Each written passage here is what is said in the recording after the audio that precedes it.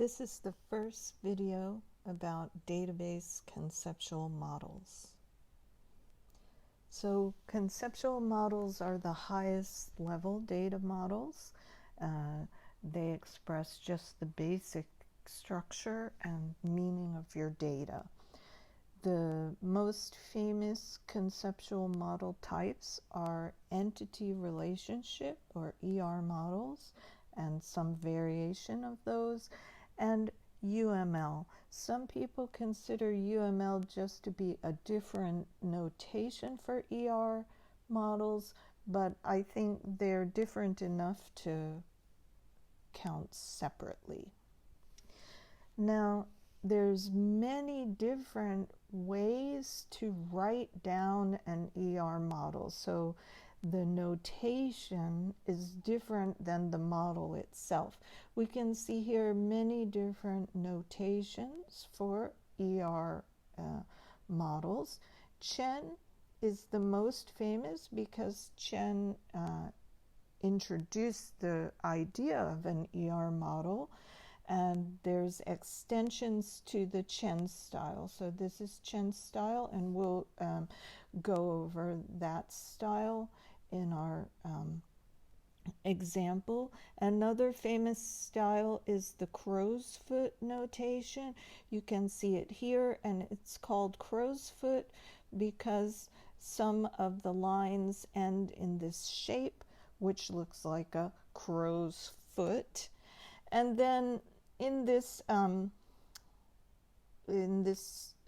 slide, you see that UML is included as a notation, but as I said, I almost consider it a different data modeling style. But anyway, that's personal issues.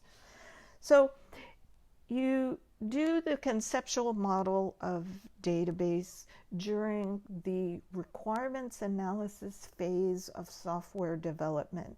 That's the first phase where you find out what is my system about, what it's supposed to do.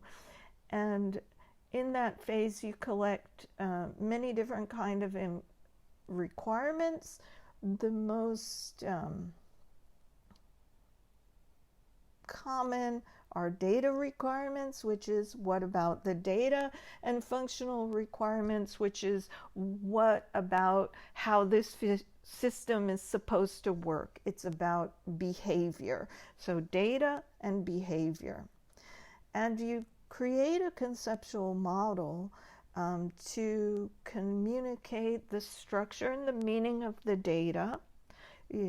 And you want to have this model independent of the storage structure, independent of the logical and physical models of your data. Because sometimes when you start a software system, you haven't decided on the tools you're going to use.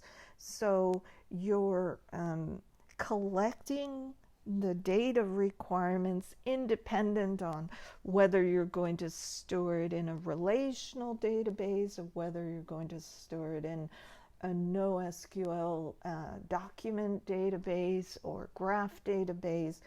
You still need to collect and record that information regardless and independent of the lower level models.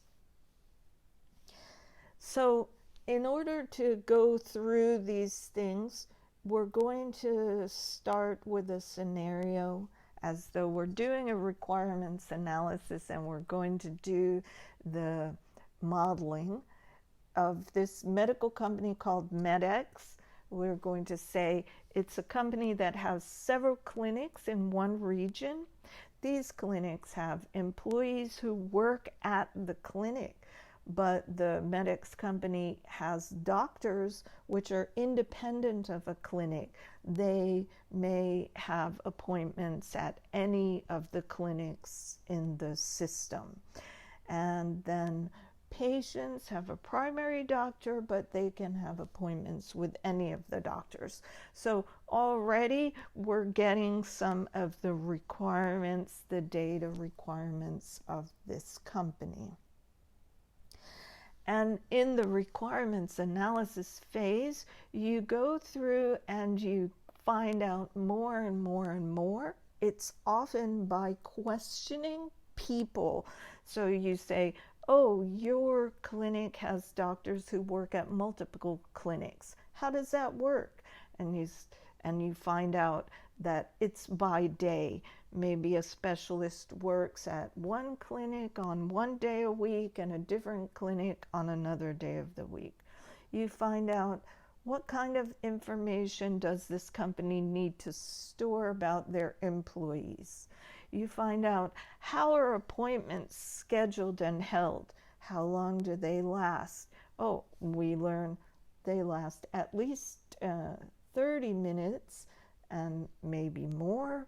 And certain information is always collected at an appointment, as well as some optional information. You find out more information about the patients, what kind of information is stored, and so on. So you go through this process of gathering information and then recording it in your model.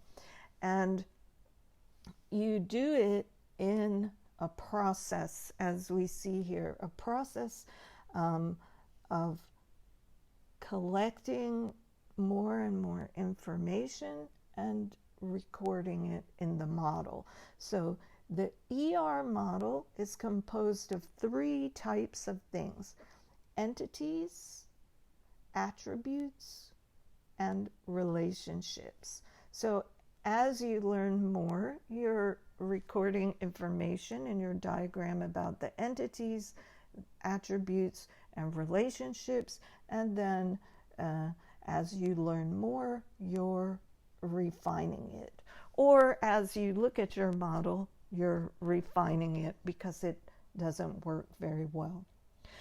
And you're recording it in a diagram and as a model, because of course we can look and we can say, well, we can just write down all this text, but it's not easy to understand and communicate information about text like this when you have to discuss it over and over, and then when you have to take that model and bring it down to the next level. So maybe we would find out 2-3 pages of information about our clinic, but I think you might recall last week I told you about a job I had where I had to model a database for the Air Force, and it took 6 months to collect the requirements. And in our model, we had over 200 entities. So it was very complicated. It took pages and pages and pages just to express the model. And had that been written in just plain text like this informationally, it just wouldn't work and no one could understand it. So that's why we do it. So in the next video, we'll talk about entities.